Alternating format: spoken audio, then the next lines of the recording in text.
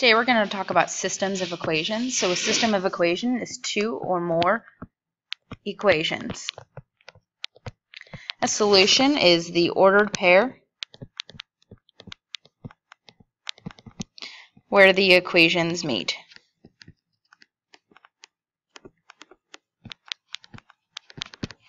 So whenever we're talking about linear systems, we're talking about two or more lines. So if something has no solution and a solution is where the equations meet, then that means they never meet. So all you'd have to do is draw two parallel lines, and that would be a linear system with no solution. One solution would be those two lines meeting just once, right there. Infinite solution would mean that they were meeting always, so it would just be two lines on top of each other. So I draw two colors so you can see that they're right on top of each other. Two solution, there's no way to ever make two lines meet twice unless you would curve one of them, and then it would no longer be a line. But you could have three lines like this, and now it's meeting twice. A nonlinear system is like a quadratic and a line, or a quadratic and another quadratic. So if you want it to not meet, you could have two quadratics, one facing up, one facing down, never touching. You could also have a bigger U and then a skinnier one inside. Those would never meet as well.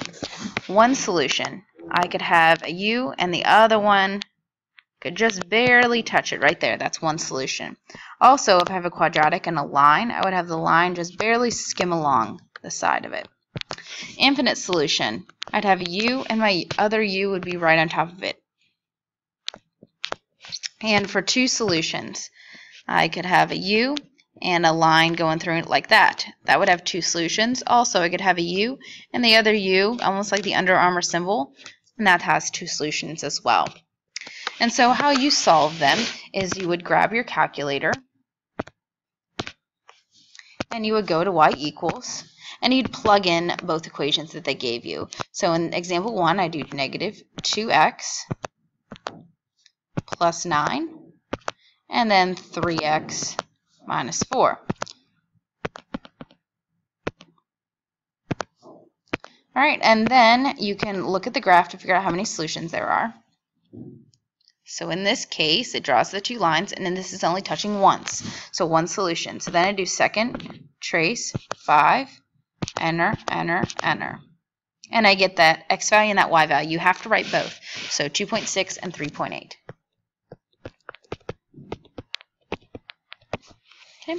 Now, when we're talking about the second one, I would do the same thing. However, this second equation is not solved for y, so I need to first subtract over the 2 so that I have it solved for y. So I go to my calculator, and I plug that into y equals.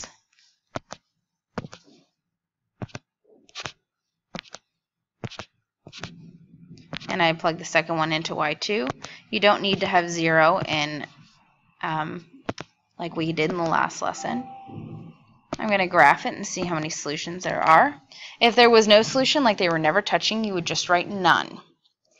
So now I do, this has two solutions, so I'm going to have two ordered pairs. So second, trace, 5, enter, enter, enter. So the first one is 0, negative 2. Now I need to find the other one, so I have to do second, trace, 5. I'm going to move my cursor so it's closer to the other solution, and I hit enter, enter, enter, and I got negative 4, negative 6. So it was 0, negative 2, and negative 4, negative 6. That was the answers to that one. So now for number 3, that is also, this one is not solved for y, so I need to subtract over the x squared. So I go to my calculator, I go to y equals, I plug in x squared, and I type in 8 minus x squared is what I got after I solved it for y. I graph it. This also has two solutions, so I do second, trace, 5, enter, enter, enter. I get 2, 4 for my first order pair. Now it has another solution, so I do second, trace, 5 again. I move the cursor so it's closer to the other side. I hit enter, enter, enter, and it should find it, negative 2, 4. So my two answers for this one were 2, 4, and negative 2, 4. Remember, that one goes with that one. All right, number 4. Now, sometimes they will give you graphs. And so to pick out the solutions, you would just find where they're crossing each other right there and there. And that would be your solution. So you'd have to write out the ordered pair. So it would be 0, -2. And the other one would be 5, 3. If that line wasn't there, then the solution would be the x-axis, where it's touching the x-axis. But when you have 2 or more graphs, the solution is where it's crossing each other.